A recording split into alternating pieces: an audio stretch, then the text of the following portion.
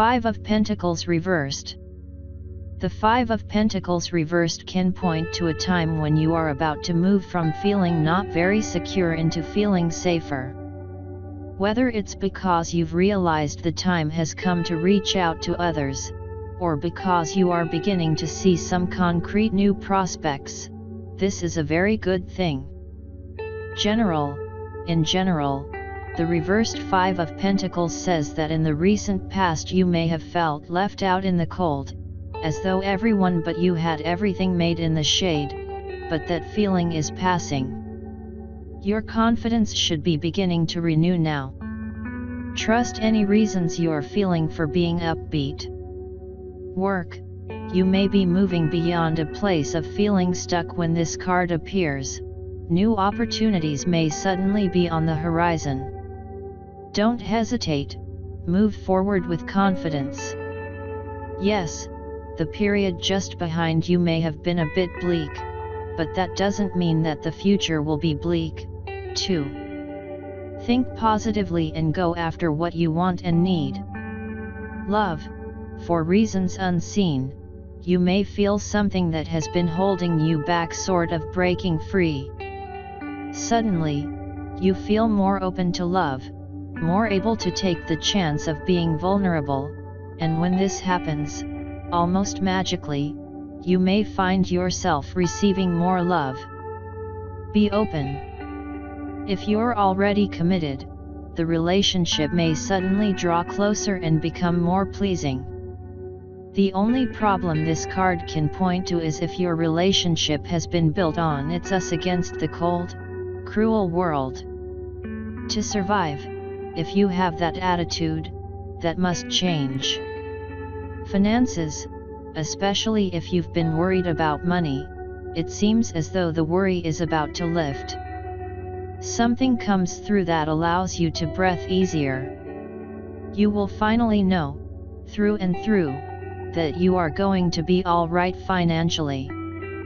Just do your part, and don't hesitate to ask for help or advice if you need it. Health. For no apparent reason you may find yourself feeling much better physically. Worrying about your health helps nothing and in fact tends to make you feel worse. Think positively, and trust that this better health can last, because it can. Support your health by eating well and exercising when you can. Spirituality. As you see your life improving, you will begin to find yourself feeling more trusting of the universe and the powers that be. Give thanks for all the good things and good people in your lives. Consider how you might share the spiritual gifts you've been given, even if that's as simple as sharing a meaningful story from your childhood. Pass it on.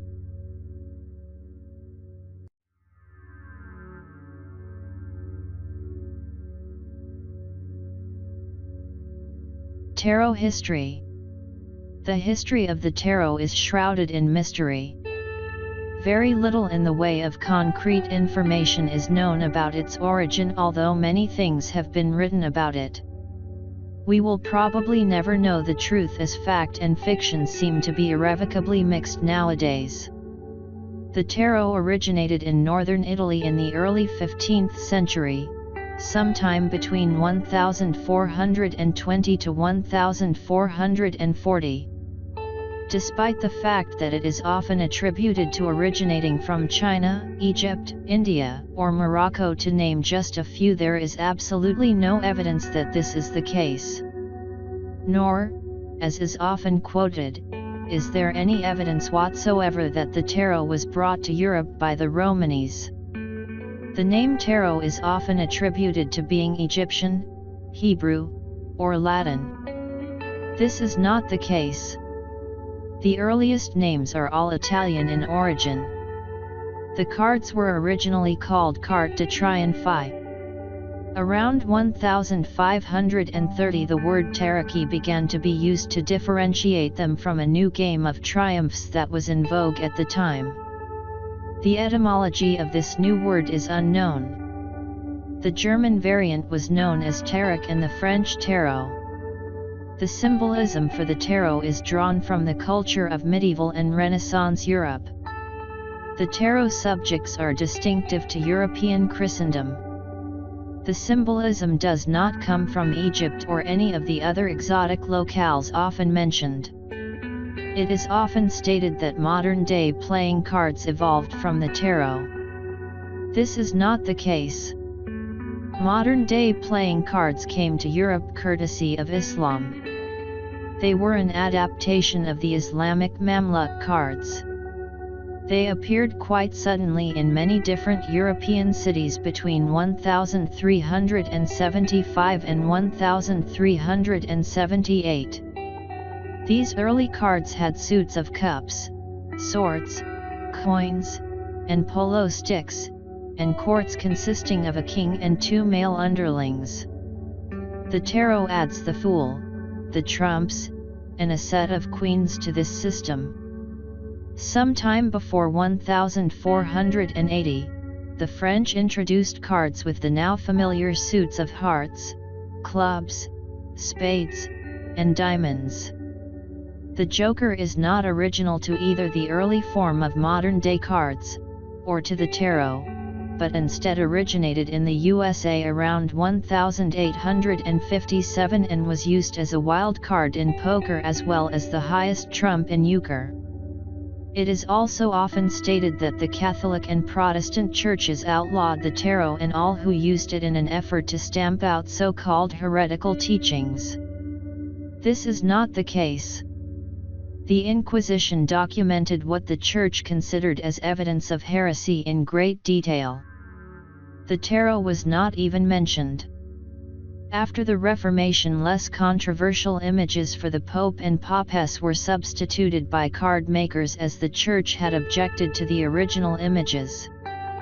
It is often said that the tarot was not used as a divination tool prior to 1781. The tarot was used as early as the 16th century to compose poems describing personality characteristics. There is historical evidence that in one case at least these verses were presented as relating to the person's fate. In other words, divination. Divinatory meanings were assigned to the tarot in Bologna in the early 1700s, and this is the first unambiguous evidence of tarot divination. Ordinary playing cards were connected with divination as early as 1487. It is not unreasonable to think that the tarot was also.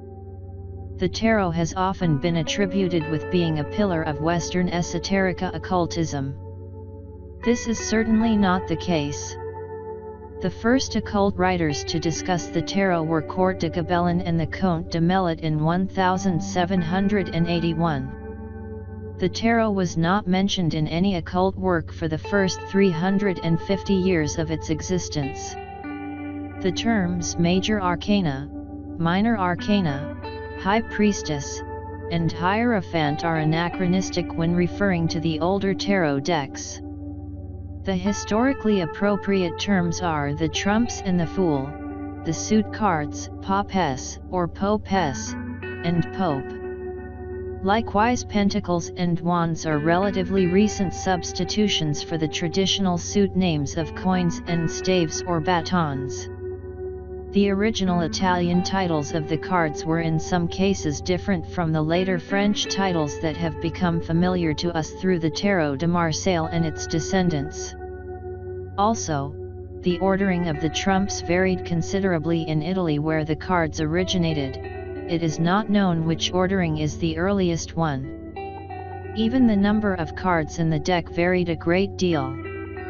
So care should be used in making statements about the original meaning of the cards based on the familiar titles and ordering. Many believe that the Waite-Smith Tarot is the original, standard, or most authentic tarot deck in existence. This is absolutely untrue. The Waite-Smith/Rider-Waite deck was created in 1909. Not even 100 years ago, making it a relative newcomer in the almost 600-year history of the tarot. There is actually no definitive version of the tarot.